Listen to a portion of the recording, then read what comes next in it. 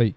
Bom dia, meus irmãos, graça e paz. Vamos diretamente ao início, né, nossa lição de hoje. Como o pastor já explicou, hoje a gente vai ver a relação do evangelismo e do discipulado, né? Mas antes, eu distribuí um papelzinho branco aí para os irmãos. Hoje não vai ter teatro, né? Hoje é mais teoria, a participação vai ser mais tranquila. Mas tem essa atividade que a lição nos traz, que é preencher nesse papelzinho em branco de 3 a 5 nomes de pessoas que nós podemos iniciar um evangelismo e um discipulado, né? Os irmãos, o nome das pessoas que vierem à mente dos irmãos, os irmãos coloquem aí de 3 a 5 pessoas. Os irmãos também têm a liberdade de escolher a quantidade. E logo mais a gente vai orar, né, por esses nomes, para que Deus possa nos usar para essa missão. Os irmãos têm aí uns 5 minutinhos.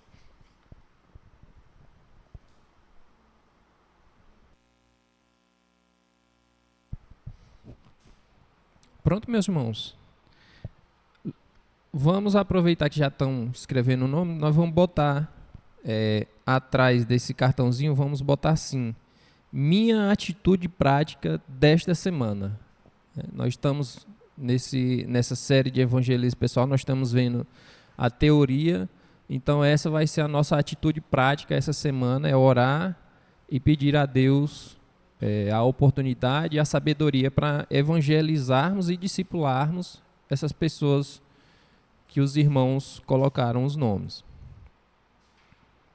Minha atitude prática desta semana. Bem, vamos nesse momento curvar nossas cabeças e orar, né, por esse objetivo e pela lição hoje. Senhor nosso Deus, nosso Pai, mais uma vez, ó Deus, nesta manhã, nós nos colocamos, ó Deus, em Tua presença, Pai. Ó Senhor, agradecidos pela manhã, agradecidos pela oportunidade de estarmos mais uma vez na Tua casa, Senhor, para aprendermos, Senhor, louvarmos o Teu santo nome e agradecermos, ó Deus, pela Tua imensa graça, pelo Teu infinito amor, ó Deus. Senhor, nós colocamos em Tuas mãos, diante de Ti, cada nome, Senhor, que foi escrito nesses cartões, ó Pai. Ó Deus, nós nos colocamos também diante, Senhor, de Ti como vasos, como servos, ó Deus, como ferramentas para serem usadas, ó Deus, para alcançar esses nomes, ó Pai. Ó Deus, usa a Tua igreja, usa os Teus servos, Senhor, de acordo com a Tua vontade, nos dá a sabedoria, nos dá, Senhor, a ousadia, Pai. Ó Deus, aviva o Espírito Santo que há em cada um de nós, para que Ele fale através, Senhor, de nós, usando, ó Deus, a nossa boca, usando, Senhor, as nossas vidas como testemunho, Pai, para essas pessoas poderem também reconhecer a Deus, a Jesus, como seu único e suficiente Salvador, ó Deus. Ó Senhor, abençoa a nossa lição, Pai, nos ensina, Senhor, que nós possamos sair daqui, ó Deus, edificados, Pai. Outras pessoas com outra visão, Senhor, do que é o evangelismo e o que é o discipulado, a importância que elas têm, Senhor. Abençoa esta manhã, em nome de Jesus, amém. Amém. Então, nós vamos abrir nossas Bíblias agora no nosso texto-chave da nossa lição, que é também a nossa base teológica, né, para o que nós vamos ver hoje. Mateus capítulo 28, versículos 18 ao 20.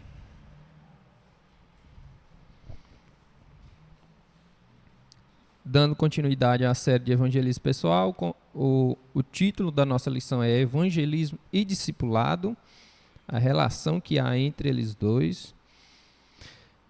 E o nosso texto-chave é Mateus capítulo 28, versículos 18 a 20. É um texto bem conhecido da igreja, bastante trabalhado ultimamente, né? Que é a grande comissão. Os irmãos acharam? Está aqui também, né? Então, Jesus, aproximando-se, falou-lhes, dizendo: toda a autoridade me foi dada no céu e na terra.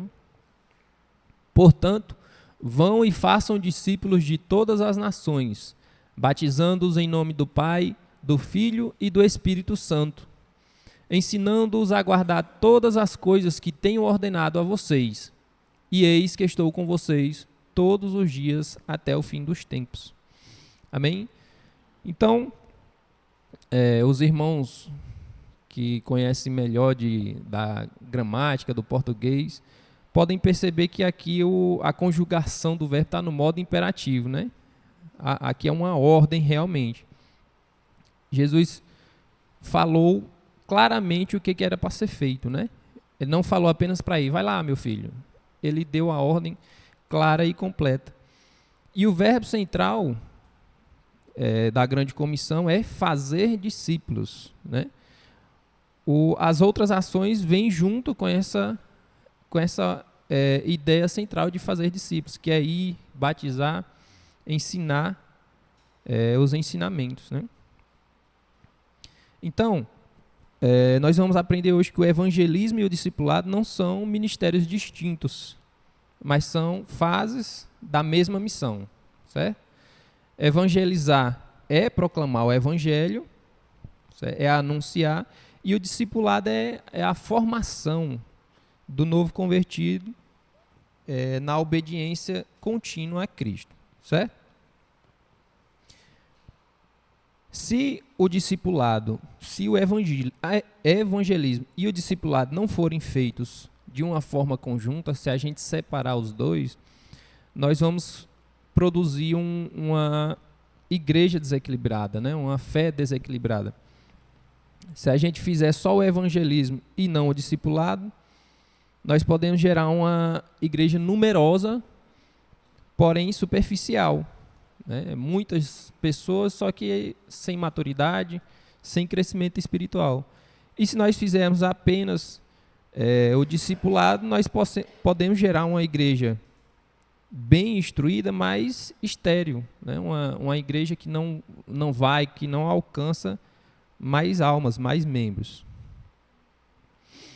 Então, como eu já disse, esse texto, Mateus 28, é a nossa base teológica para o estudo de hoje. Como sempre, a gente inicia sempre pela base bíblica, o que a Bíblia nos diz, o que a Bíblia nos fala sobre o assunto que estamos estudando.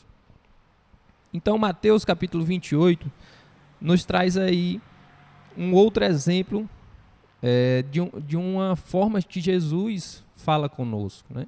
Nós temos visto aí no livro de Apocalipse, que nós estamos estudando no culto à noite, as cartas às 7 igrejas. Jesus tem se apresentado da mesma forma que ele se apresentou nesse texto, né? Primeiro, ele se apresenta, ele diz quem ele é, ele mostra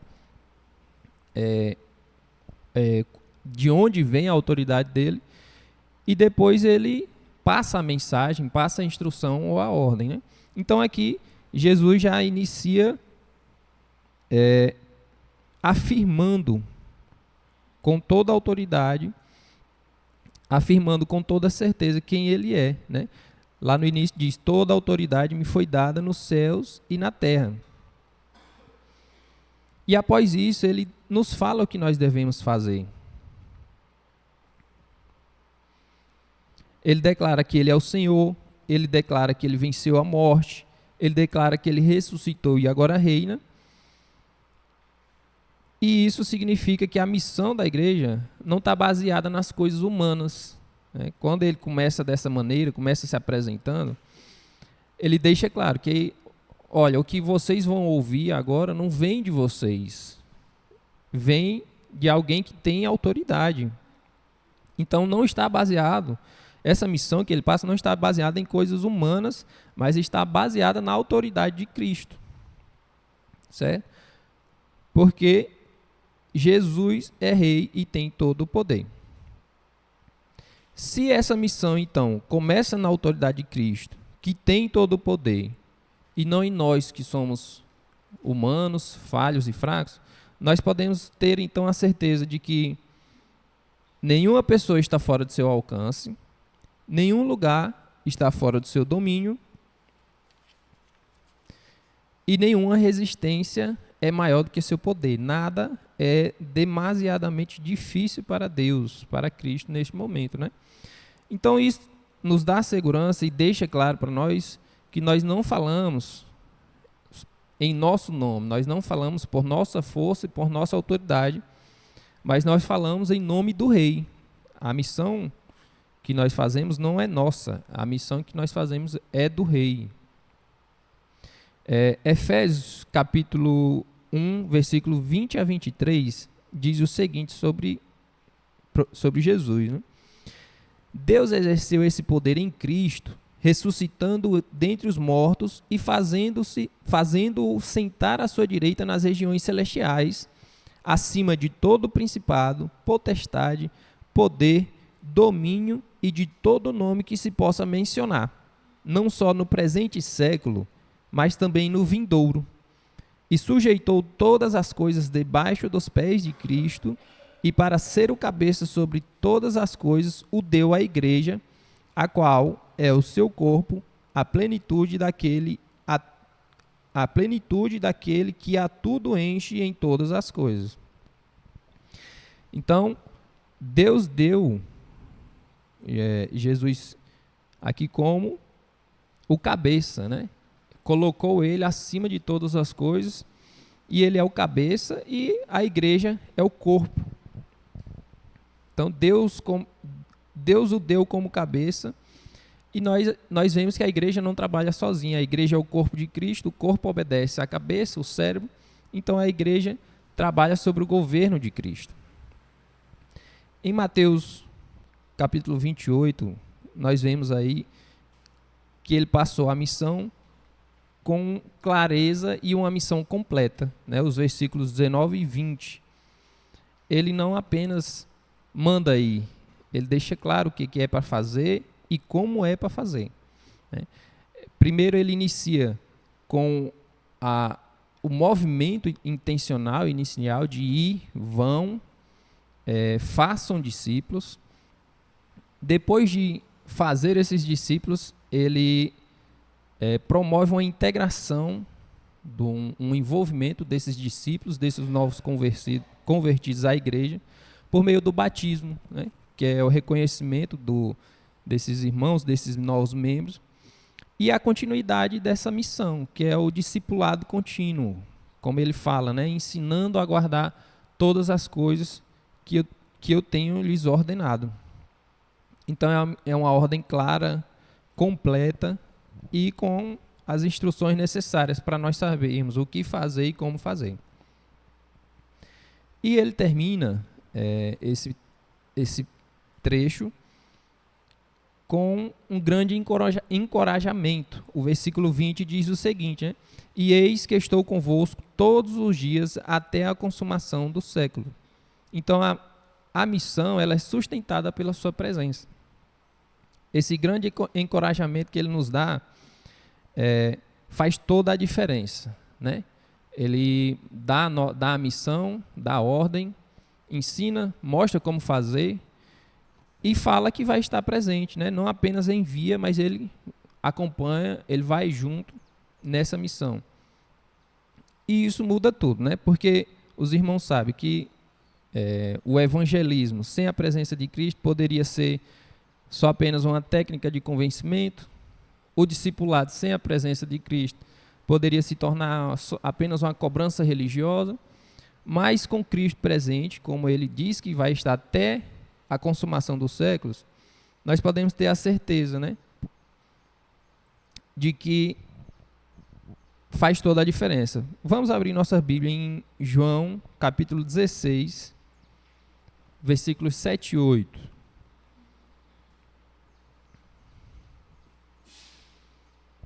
João capítulo 16, versículos 7 e 8.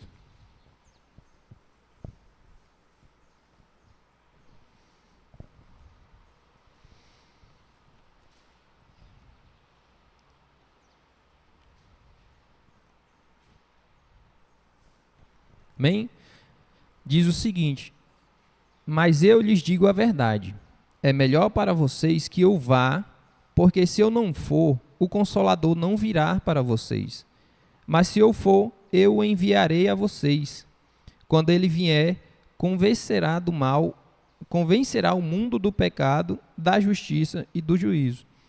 Então o evangelismo com Cristo nós temos a certeza da presença do Consolador, do Espírito Santo, que ele convence, então, o mundo do pecado, né? E a presença também de Cristo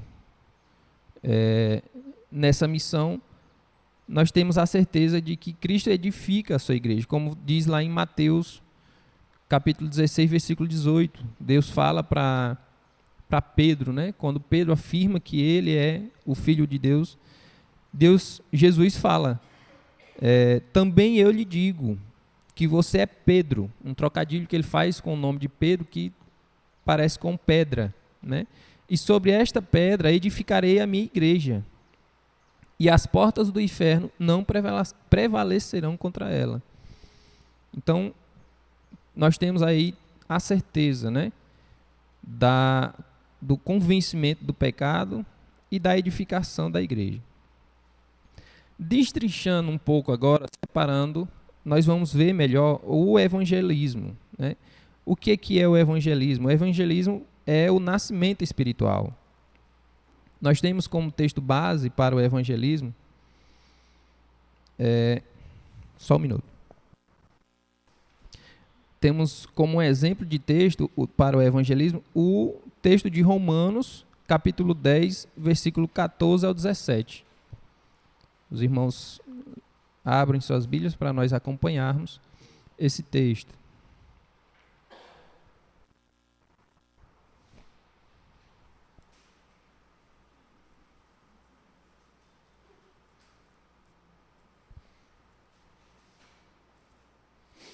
Romanos, capítulo 10, versículo 14 ao 17, diz o seguinte: Como, porém, invocarão aquele em quem não creram?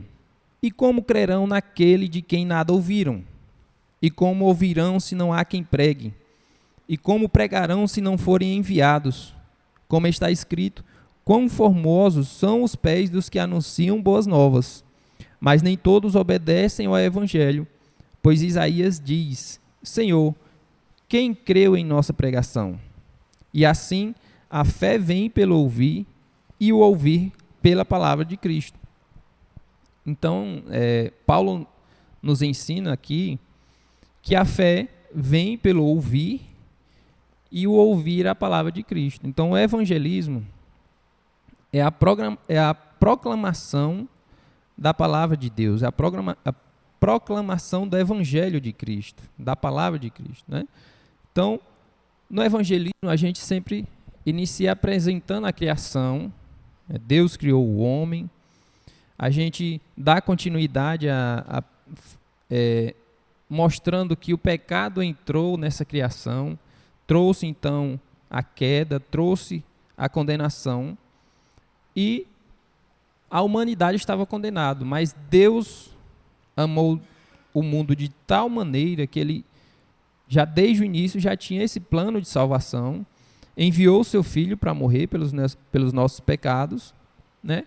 E a partir daí nós pregamos a necessidade de arrependimento, a necessidade de ter fé na salvação, fé nesse projeto de salvação, para podermos então recebermos o perdão. Como fala Marcos, capítulo 1, versículos 14 e 15, diz o seguinte, né? Depois de João ter sido preso, Jesus foi para a Galileia, pregando o evangelho de Deus. Ele dizia, o tempo está cumprido e o reino de Deus está próximo. Arrependam-se e creiam no evangelho. Então essa é a mesma missão que nós temos hoje, né? Jesus deu o início e nós damos continuidade. Nós pregamos o arrependimento e a necessidade de crer no evangelho. Então, o evangelismo, ele vai gerar uma conversão, né? Mas o novo convertido, ele é descrito na Bíblia como um recém-nascido. Ele é um neófito, ele é recém-nascido, ele não tem ainda maturidade. E como recém-nascido, os irmãos sabem bem que os bebês recém-nascidos, eles precisam de um cuidado especial, de uma atenção especial, né, contínua. Eles precisam de um alimento correto, Eles precisam de proteção, de receber um crescimento saudável e um ensino, né? Se a gente deixa a criança sem ensino correto, ele se torna rebelde. Oi. Então, o evangelismo ele vai gerar conversão, certo? O evangelismo é o primeiro passo. O segundo passo, após isso, é o discipulado. Nós não podemos apenas anunciar o evangelho e deixarmos esse novo convertido, esse recém-nascido, né, no mundo espiritual, por conta própria, porque isso é algo irresponsável, né? A conversão é apenas o início da caminhada da santificação. Nós chegamos então ao discipulado, que o discipulado é a formação da vida cristã. Vamos abrir nossas Bíblias agora em Atos, capítulo 2. Atos, capítulo 2, versículos 42 a 47, nos mostra aí como viviam os novos convertidos lá na igreja primitiva.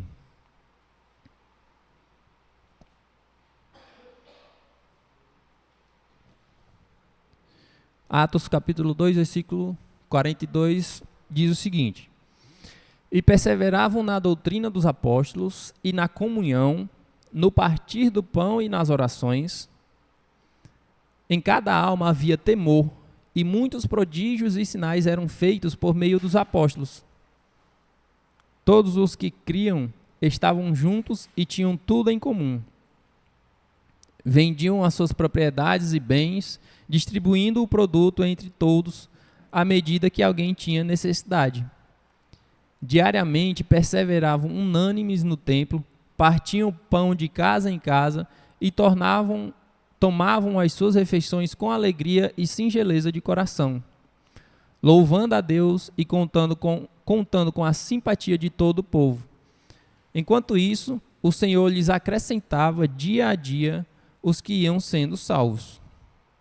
Amém? Então nós temos aí um exemplo de como vivia a igreja primitiva e como era o agir dos novos convertidos, né? Esse texto nos traz, ele vem logo após ao dia de Pentecostes, né? O dia de Pentecostes, quase 3.000 pessoas, cerca de 3.000 pessoas aceitaram a Jesus, se converteram ali naquele momento. E o texto nos diz que eles não foram simplesmente batizados, né? Eles não... Os discípulos lá não apenas anunciaram o evangelho e foram embora.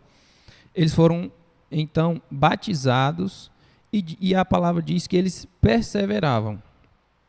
Então, a palavra perseverar, ele dá sentido de continuidade, dá sentido de constância, né? Da dedicação, do compromisso.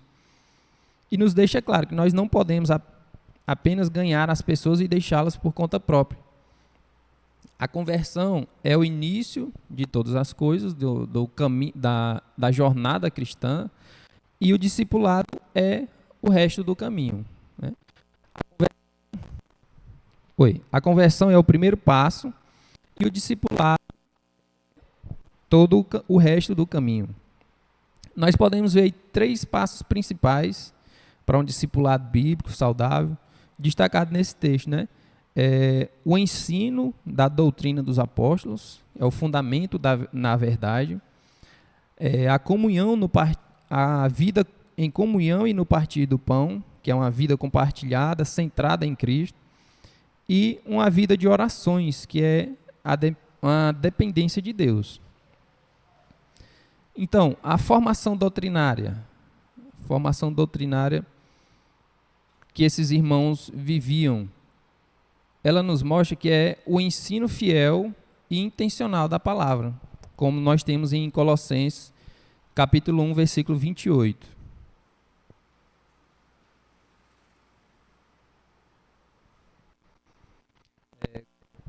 Colossenses, capítulo 1, versículo 28, diz assim: Este Cristo nós anunciamos, advertindo a todos e ensinando a cada um em toda a sabedoria, a fim a fim de que apresentemos cada pessoa perfeita em Cristo. Então, a importância dessa formação, desse ensino, é para que nós possamos, então, a fim apresentar cada pessoa perfeita em Cristo. A formação doutrinária, ela promove um aperfeiçoamento, né? Discipular é ensinar o conselho de Deus, visando apresentar pessoas maduras, completas em Cristo. E sem doutrina, nós não alcançamos uma maturidade estável. Amém? Então nós temos que ter essa importância da formação doutrinária, e isso nós conquistamos com o discipulado. No discipulado também nós vivemos em comunhão, nós temos uma vida em comunhão, assim como esses irmãos tiveram lá na igreja primitiva, né?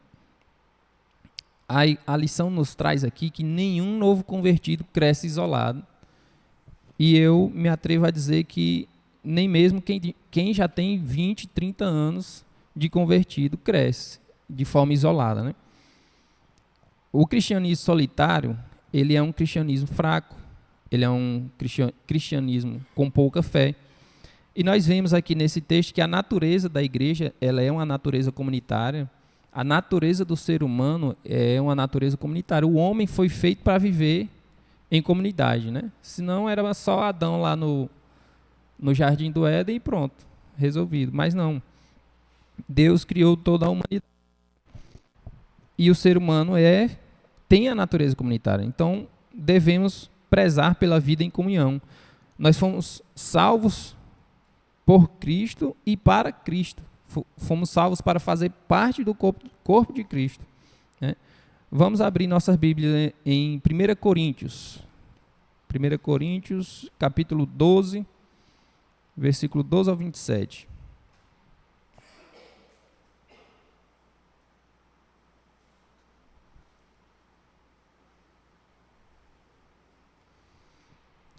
Uma leitura maior, mas que nos mostra, né, que somos membros da igreja e uns dos outros. 1 Coríntios 12, versículos 12 a 27. Diz assim: Porque assim como o corpo é um e tem muitos membros, e todos os membros, mesmo sendo muitos, constituem um só corpo, assim também é com respeito a Cristo. Pois em um só Espírito todos nós fomos batizados em um só corpo, quer judeus, quer gregos, quer escravos, quer livres. E a todos nós foi dado beber de um só Espírito. Porque também o corpo não é um só membro, mas muitos. Se o pé disser, porque não sou mão, não sou do corpo, nem por isso deixa de ser do corpo. Se o ouvido disser, porque não sou olho, não sou do corpo, nem por isso deixa de ser do corpo. Se todo o corpo fosse olho, onde estaria o ouvido? Se todo ele fosse ouvido, onde estaria o olfato? Mas Deus expôs os membros, colocando cada um deles no corpo como ele quis. Se todos, porém, fossem um só membro, onde estaria o corpo? O certo é que há muitos membros, mas um só corpo. Os olhos não podem dizer à mão, não precisamos de você. E a cabeça não pode dizer aos pés, não preciso de você. Pelo contrário, os membros do corpo, que parecem ser mais fracos, são necessários. E os que nos parecem menos dignos no corpo, a este damos muito maior honra. Também os que em nós não são decorosos, revestimos de especial honra. Ao passo de que os nossos membros nobres não têm necessidade disso.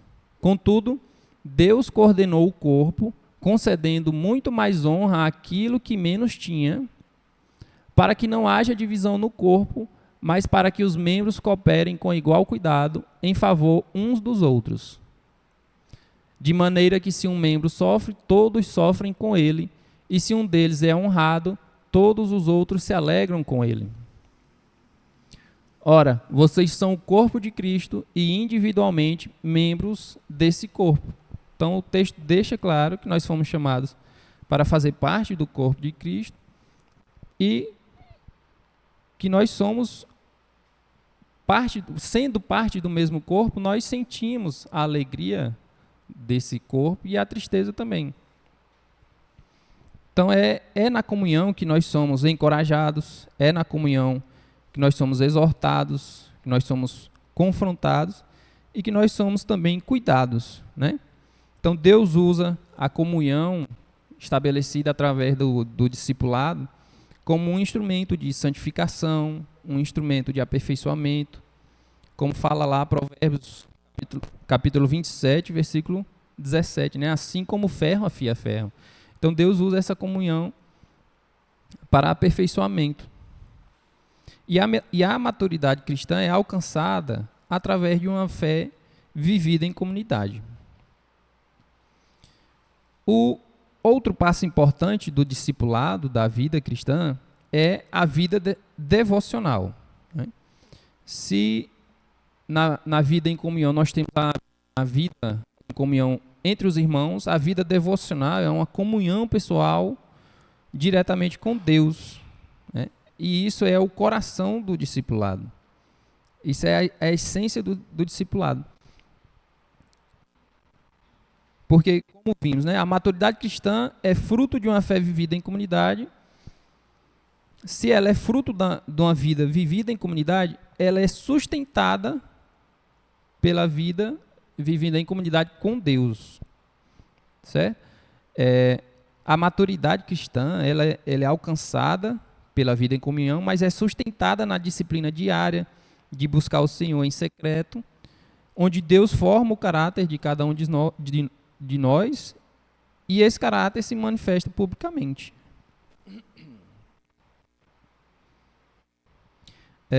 João capítulo 15, versículo 4 e 5 diz assim: permaneçam em mim e eu permanecerei em vocês. Como o ramo não pode produzir fruto de si mesmo se não permanecer na videira, assim vocês não podem dar frutos se não permanecerem em mim. Eu sou a videira, vocês são os ramos. Quem permanece em mim e eu nele, esse dá muito fruto, porque sem mim vocês não podem fazer nada.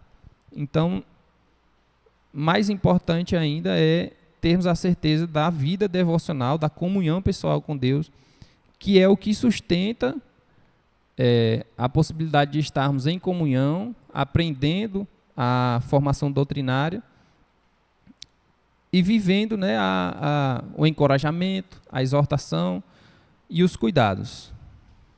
Então, tudo isso, todos esses três passos, a formação doutrinária, a vida em comunhão, a vida devocional, ela gera uma transformação moral. Ela gera uma transformação moral. Vamos ler Efésios capítulo 4, versículo 22 e 24.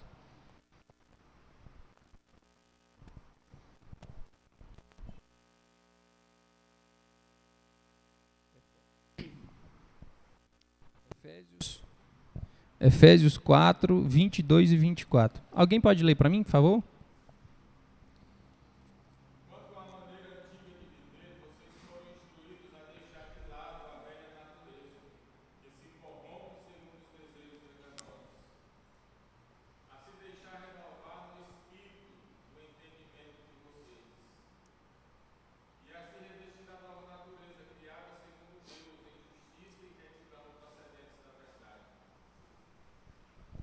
Amém. Então, nós somos convidados aí a nos despojar, desvestir do velho homem e a nos vestir do novo homem, né? Criado segundo Deus, criado em justiça e procedente da verdade. Então, é isso que o discipulado implica. É esse o objetivo final do discipulado, né? Vai se tratar de uma mudança concreta e visível, não é apenas algo superficial. O evangelho ele não veio apenas para informar a mente, né, mas para provocar essa transformação do coração e moldar a conduta e assim então produzindo uma vida que evidencia a nova criação em Cristo. Amém? Então, nós temos aí os 4 passos do discipulado e nós podemos ver também que o discipulado ele é usado como uma ferramenta de multiplicação. O discipulado ele não termina no discípulo, né? Ele continua no discípulo. Chega a um ponto que esse discípulo ele se torna então um discipulador. E é assim que nós temos que ver o discipulado, né? Não é criar dependência, mas é formar líderes.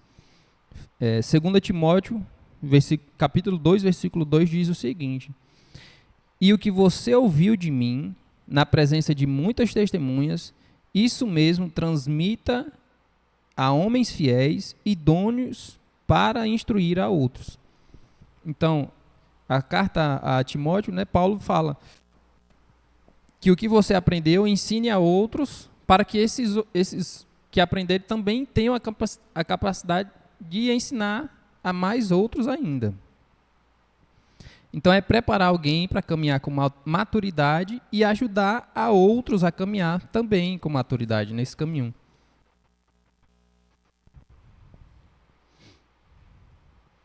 E nós temos o exemplo supremo disso, um exemplo claro disso, lá em Marcos capítulo 3, versículo 14, né? Onde Jesus, então, designou 12, aos quais chamou de apóstolos, para estarem com ele e para os enviar a pregar. Então, o próprio Jesus fez isso, né? Ele designou os 12 para andar com ele, primeiro com ele, para aprender, para eles então alcançarem a ousadia e maturidade, para que eles fossem enviados a pregar, enviados a ensinar.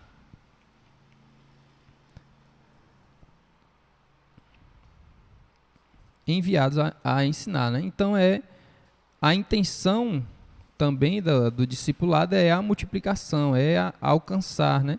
Não é apenas formar dependência, mas formar mais pessoas para ensinar. O discipulado vira discipulador, né? E nós temos aí os riscos de um evangelismo sem discipulado. Nós vimos separadamente o que é o evangelismo, nós vimos separadamente o que é o discipulado, mas nós não podemos separar, porque existem riscos nisso, como nós já vimos no início da lição. E agora nós temos um exemplo de Mateus, capítulo 13, versículos 20 e 21. É um texto conhecido também dos irmãos, que é a parábola do semeador, né? Jesus descreve nesse texto que o semeador é aquele que vai enviar a palavra, a semente é o evangelho e o solo são as pessoas que ouvem, são os corações que recebem, né? Ele fala que parte da semente cai na beira do caminho, parte cai em solo rochoso, parte cai entre os espinhos e parte cai em solo bom, né? E depois ele explica o que é cada um dessas situações, né? E ele descreve que a semente que cai num solo rochoso é como a pessoa que recebe a palavra de Deus com alegria, mas não tem raiz em si mesmo. Devido às pedras, ela não consegue criar uma raiz profunda e não consegue alcançar maturidade, né? Então, sem o discipulado, a gente não consegue alcançar uma profundidade, e isso nos apresenta 3 perigos comuns, né? Que é uma fé superficial, a pessoa aceita com facilidade, se emociona, se alegra, mas não compreende profundamente o evangelho. Nós temos o perigo da queda nas provações. Jesus diz ainda, né, que vindo a tribulação, essa pessoa se escandaliza, se enfraquece e sem as raízes para sustentar a sua fé, a sua crença, ela não resiste. E tem o perigo também do sufocamento pelo mundo. O exemplo da semente que cai entre os espinhos, né? Então, os espinhos aí representam as preocupações do mundo, representam as riquezas que iludem, né? Que nos seduzem. Então, uma pessoa recém-convertida, uma pessoa que é considerada recém-nascido, ela sem um acompanhamento, sem um ensino, o coração dela, e até às vezes nosso, né? Sem uma dedicação, o coração se volta para prioridades erradas. Vem as preocupações do mundo, eu tenho que trabalhar, eu tenho que juntar riqueza. E então, essa planta é sufocada, o evangelho não cresce no coração dessa pessoa. Então, o discipulado, ele cria raízes profundas, e a igreja nos descreve o homem que medita na palavra. A Bíblia nos descreve o homem que medita na palavra, né? Salmos capítulo 1, versículo 2 e 3, diz o seguinte: pelo contrário, o seu prazer está na lei do Senhor, e na sua lei medita dia e noite. Ele é como a árvore plantada junto a uma corrente de águas, que no devido tempo dá o seu fruto, e cuja folha não murcha, e tudo o que ele faz será bem-sucedido. Então essa é a descrição do homem que está afirmado, que medita nas palavras, né?